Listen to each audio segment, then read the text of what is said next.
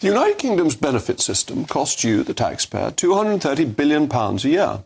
5.5 million people in Britain are on some form of out-of-work benefits.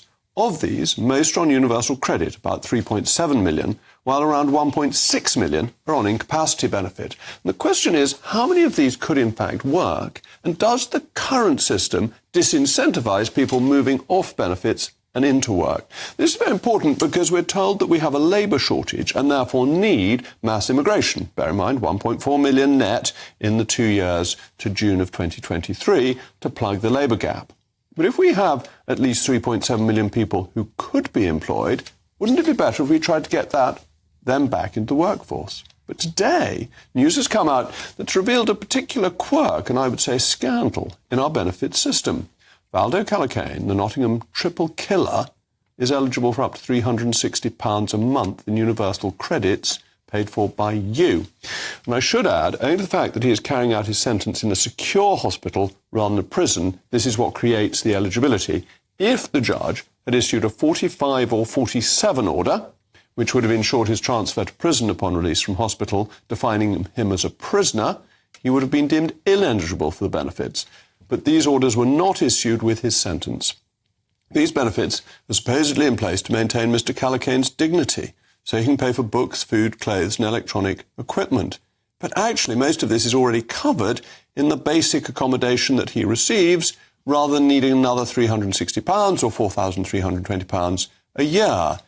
And it's quite extraordinary because the cost of his accommodation is about £150,000 a year. So this is on top of all of that. And doesn't it epitomise a broader issue with benefits being given to killers?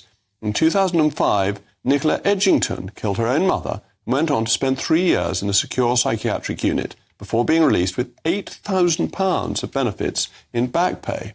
Edgington went on to kill another woman with a butcher's knife on the streets of London. Now, there are nearly 3,000 people in secure psychiatric hospitals who are apparently eligible for these benefits, which adds up to about £30 million a year of your money. And as I said, these places cost £150,000 a year, or about 5 times the annual cost of an inmate in prison. So is the justice system producing justice? But it's also so unfair, surely, on the families. Emma Webber, the mother of Barnaby, who was killed by Calocane, said, "Whilst we're desperately trying to process our enormous grief, battle to try and find a way forward to return to work and support our families, this vicious monster not only has tens of thousands of pounds of taxpayers' money spent to keep him inside, he can also amass a small fortune of state benefits. How can this possibly be fair?" Those words resonate. How can this possibly be fair? As ever, let me know your thoughts. mailmog@gbnews.com.